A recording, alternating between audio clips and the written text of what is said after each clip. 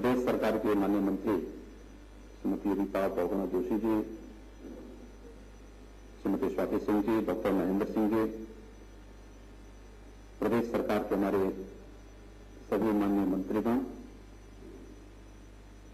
उत्तर प्रदेश के प्रमुख सचिव स्वास्थ्य श्री सिन्हा जी, स्वास्थ्य विभाग के सभी अधिकारीगण, उपस्थित भाइयों बहनों, मुझे अत्यंत प्रसन्नता की अनुभूति है कि स्वास्थ्य विभाग 2 वर्षों से लंबित एडवांस लाइफ सपोर्ट एम्बुलेंस सेवा को अधिकारीगण, उपस्थित भाइयों बहनों, मुझे अत्यंत प्रसन्नता की अनुभूति है कि स्वास्थ्य विभाग 2 वर्षों से लंबित एडवांस लाइफ सपोर्ट एम्बुलेंस सेवा को आज बैसाखी के दिन शुभारंभ कर रहा है।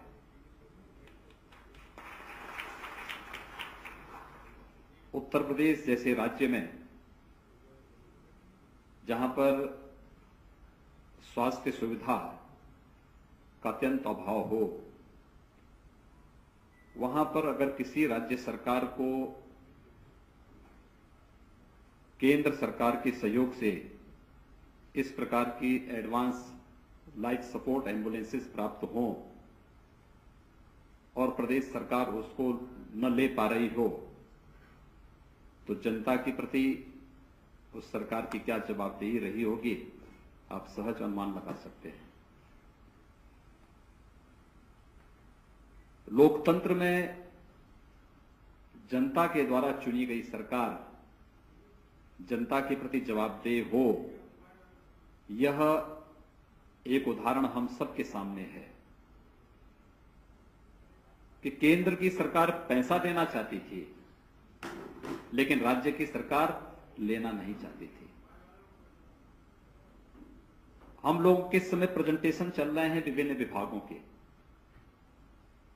और मैं देखकर ताज्जुब करता हूं कि सार्वजनिक जीवन में हम लोग कार्य करते हैं और हम लोग इस बात को अक्सर महसूस करते हैं कि जब भी हम किसी लोक कल्याणकारी, जनउपयोगी और प्रदेश के विकास से जुड़ी हुई किसी योजना को लेकर के पूर्व की सरकारों के पास आते थे, तो हमें एक ही जवाब मिलता था कि हमारे पास पैसा नहीं है। केंद्र की सरकार उसके लिए पैसा देना चाहती है। आज हम इस बात को देख रहे हैं कि बहुत सारी ऐसी योजनाएं हैं जिस पर केंद्र की सरकार की अपनी योजना है। केंद्र सरकार प्रदेश सरकार को पैसा देना चाहती थी, लेकिन राज्य सरकार इसलिए पैसा नहीं लेना चाहती थी कि कहीं ऐसा न हो कि उसका श्रेय मोदी जी को मिल जाए या केंद्र की भारतीय जनता पार्टी की सरकार को मिल जाए, और इसलिए प्रदेश की 22 करोड़ की जनता को उससे वंचित रखा गया। सज्जनों, भारत का जो फेडरल स्ट्रक्चर है, इसमें केंद्र और राज्य दोनों की अपनी भूमिका है और दोनों को मिलकर के इस लोक कल्याणकारी अभियान के साथ चलना होगा। और उस अभियान में जहां भी लोकहित की बात हो, जन कल्याण की बात हो, विकास की बात हो, वहां पर कहीं ना कहीं उन मतभेदों से ऊपर उठकर के कार्य करने की एक प्रवृत्ति पैदा होनी चाहिए थी, नहीं हो पाया। और इसलिए हम लोग जब बैठना प्रारंभ किए पूरे मंत्री परिषद के साथ, हम लोगों को अपने कैबिनेट की बैठक करने में देर हुई, लेकिन हम लोग मंत्री परिषद के सदस्य लगभग रोज एक बार तो अवश्य मिलते थे। और ये केवल मिलना आपसी, केवल आपस में हम बैठने के लिए नहीं मिलते थे, हम लोग इसलिए मिलते थे जिससे हम लोग बैठ करके अपने विभाग के बारे में संबंधित मंत्री चर्चा कर सकें और उसकी जानकारी सभी संबंधित मंत्रियों को भी दे सकें, और केंद्र की सरकार की योजनाओं के साथ जोड़ने के साथ साथ चुनाव में जनता से जो हमने वायदे किए थे, उस लोक कल्याण संकल्प पत्र के साथ हम उसको कैसे जोड़ करके आगे बढ़ा सकते हैं, इन सब मुद्दों पर हम चर्चा करते थे। और मुझे लगा कि इस चर्चा परिचर्चा में बहुत सारी ऐसी चीजें आई कि जो आज उतरता हुआ दिखाई दे रहा है जमीन पर। लोगों को लगता है कि सरकार बहुत तेजी के साथ चल रही है। नहीं, सरकार की स्पीड ही यही होनी चाहिए और हम उसी स्पीड को लेकर के चल रहे हैं जो आज उत्तर प्रदेश की आवश्यकता है। क्योंकि अगर उत्तर प्रदेश को देश के अग्रणी राज्यों में बनना है, उस स्थिति में पहुंचना है, तो जैसे हमारे मंत्रीगण तेजी के साथ इस स्पीड को बढ़ा करके प्रदेश की उस जंग को छुड़ाने का प्रयास कर रहे हैं और इसको आगे बढ़ाने का प्रयास कर रहे हैं, यह प्रयास ही उत्तर प्रदेश को 5 वर्ष में अग्रणी प्रदेश की उस भूमिका में प्रस्तुत करेगा जो इसको बीमारू राज्य की श्रेणी से उभारने में मदद कर सकता है। और उस उद्देश्य से ये सारे कार्य प्रारंभ हुए। लोगों को लगता है कि हम लोगों ने किसानों का कर्ज माफ किया तो हम प्रदेश की जनता पर अतिरिक्त भार छोड़ेंगे। कतई नहीं। हम लोग तय कर चुके हैं कि हम लोग स्वयं के और सरकार के फिजूल खर्ची को रोक देंगे और प्रदेश में जहां कहीं चोरी होती थी उसको पूरी तरह बंद कर देंगे। तो 36,000 करोड़ रुपए एक साल में हम अपने आप निकाल लेंगे। हम उसके सारे प्रबंध कर चुके हैं और आप देखना कि उत्तर प्रदेश तेजी के साथ आगे बढ़ेगा। यह एम्बुलेंस सेवा कितनी महत्वपूर्ण थी। अभी हम 150 दे रहे हैं, 100 और का इंतजाम सिद्धार्थनाथ सिंह जी ने कर दिया है, वह भी शीघ्र आएगी। अनुमान करिए लखनऊ में यह सेवा उपलब्ध हो सकती है किसी अच्छे हॉस्पिटल में। ये जो क्षेत्र के जो हॉस्पिटल्स हैं उनके पास कार्डियक एम्बुलेंस होती हैं, वे लोग चलाते हैं। वाराणसी में होंगी, कानपुर में होगी, इलाहाबाद में हो सकती है, पूर्वी उत्तर प्रदेश में गोरखपुर में 1-2 होंगी। लेकिन जो दूर दराज के क्षेत्र हैं वहां की क्या स्थिति है। हम अभी प्राथमिक स्वास्थ्य केंद्रों में चिकित्सक नहीं पहुंचा पाए। हमारे सामुदायिक स्वास्थ्य केंद्रों में चिकित्सकों की उपस्थिति नहीं हो पाती थी। हम लोगों ने प्रयास किया है कि हम प्राथमिक सामुदायिक चिकित्सालयों के उन्नयन के साथ साथ जिला चिकित्सालयों की व्यवस्था को अच्छा बनाएं और उनको मेडिकल कॉलेज के रूप में कैसे स्थापित कर सकते हैं, इसके बारे में जहां हम लोगों का पूरा प्रयास प्रारंभ हुआ है। वहीं अगर किसी को हार्ट अटैक हो जाए, कोई गंभीर रूप से जल गया, कहीं पर कोई डिलीवरी का मामला है, तत्काल उसको सहायता चाहिए।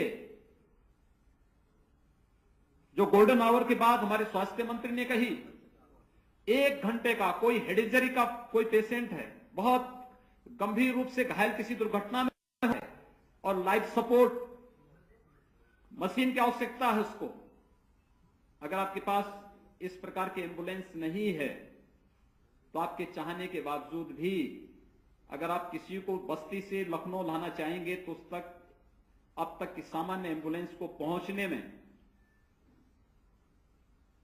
आधा घंटा पौन घंटा लगा। वहां से अगर लखनऊ उसको लाना पड़े, क्या स्थितियां होंगी। रास्ते में दम तोड़ देगा मरीज। किसी दुर्घटना का शिकार हो, किसी बहन की जिंदगी को बचाने का प्रश्न हो, किसी बच्चे का मामला हो, कोई हार्ट अटैक का पेशेंट है, उन स्थितियों में इस प्रकार की सेवा अत्यंत महत्वपूर्ण भूमिका का निर्वाह कर सकती है एक जीवन को बचाने में। और यह कार्य तो हमारा स्वास्थ्य विभाग आज एक साथ कर रहा है कि हम हर जिले को तत्काल 2-2 लाइफ सपोर्ट एम्बुलेंस उपलब्ध करवा रहे हैं और शीघ्र ही 100 नई एम्बुलेंसेस हम उपलब्ध कराएंगे। और जवाबदेही के साथ यह सुनिश्चित कर दिया गया है कि इसको हम जो भी पैसा देंगे एनएचएम के अंतर्गत भारत सरकार उसका भुगतान करेगी, राज्य सरकार को उसका भुगतान नहीं करना है। भारत सरकार उसका पैसा देगी। भारत सरकार पैसा न दे इसीलिए राज्य सरकार इसको लागू नहीं करना चाहती थी, क्योंकि इसके साथ कोई शब्द और जुड़ा हुआ नहीं था। लेकिन हमने इसके साथ कोई अतिरिक्त शब्द नहीं जोड़ा है।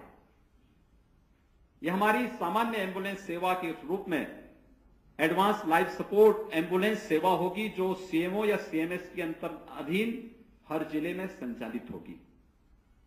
और हम लोगों ने कह दिया कि जीपीएस से जुड़ा होगा। उसको पर किलोमीटर कितना पैसा देना है जीपीएस बताएगा, उसके अनुसार उसको भुगतान होगा। अपनी मर्जी से नहीं चला पाएगा व्यक्ति। और इसमें यह भी सुविधा दी गई है कि अगर इस एम्बुलेंस में किसी प्रकार की कोई डिफॉल्ट होती है उपकरण में, उसका वेंटिलेटर है या अन्य कोई जीवन रक्षक उपकरण, कोई किसी प्रकार से उसमें कोई खराबी हुई और उसके कारण मरीज को परेशानी हुई, तो उस पर भी पेनल्टी का प्रावधान है। उसका एयर कंडीशन नहीं चला या एडवांस जो उपकरण उसमें नहीं चले तो 10,000 रुपए उसको पर डिफॉल्ट पर अलग से उस पर पेनल्टी की व्यवस्था भी कर दी गई है। यानी वह कोई व्यक्ति ये नहीं कह सकता कि हम इसको चला रहे हैं तो कोई पूछताछ नहीं होगी। हर एक कार्य की मॉनिटरिंग की भी व्यवस्था इसमें रहेगी। और जो कंपनी इसको चला रही है, मुझे लगता है कि स्वास्थ्य विभाग इस बात को भी जरूर ध्यान में दें कि उसमें कार्यरत कर्मचारी और जो हमारे टेक्नीशियंस होंगे उनको समय समय पर मानदेय वो कंपनी जरूर प्रदान करें। क्योंकि अक्सर ये चीज आती है कि हम कभी कभी बहुत किसी योजना को प्रारंभ करते हैं लेकिन जो उसके बैकबोन होते हैं उनकी उपेक्षा हो जाती है। जो हमारे एडवांस जो ये एम्बुलेंस होंगे, लाइफ सपोर्ट एम्बुलेंस होगी, इसके जो ड्राइवर होंगे, इसके जो टेक्नीशियंस होंगे, उनकी बड़ी भूमिका होगी इसमें कार्य करने की। 12-12 घंटे कार्य करने के लिए कैसे वह इस प्रकार के मैन पावर को उपलब्ध कराएगा और उनको समय पर मानदेय प्राप्त होता रहे, इस बात को विशेष ध्यान दिए जाने की आवश्यकता है। सेवा प्रदाता जो कंपनी है जीवीके है, और मुझे लगता है कि इन सब का ध्यान ये लोग जरूर देंगे।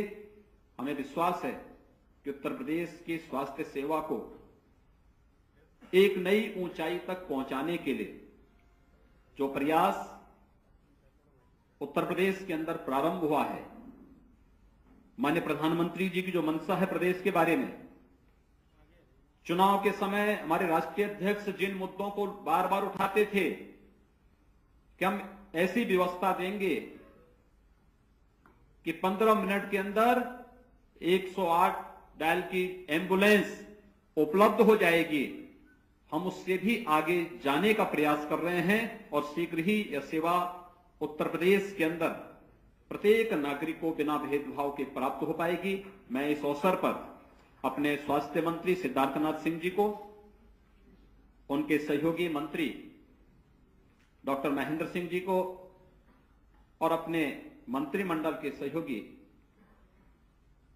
श्री केशव प्रसाद मौर्य जी को, श्रीमती रीता अपर्णा जोशी जी को, श्रीमती स्वाति सिंह जी को और अपने सभी सहयोगी मंत्रियों को इस अवसर पर हृदय से इस सेवा को प्रारंभ करने के लिए बधाई देता हूं, साधुवाद देता हूं।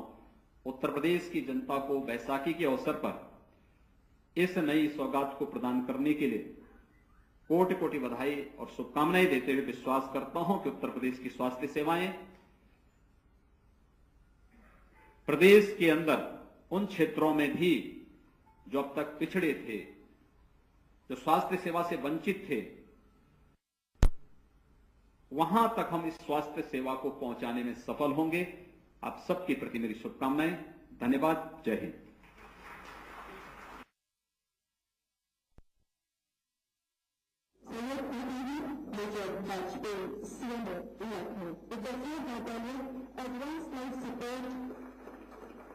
एम्बुलेंस जो गंभीर से गंभीर बीमारियों में भी मदद करेगी।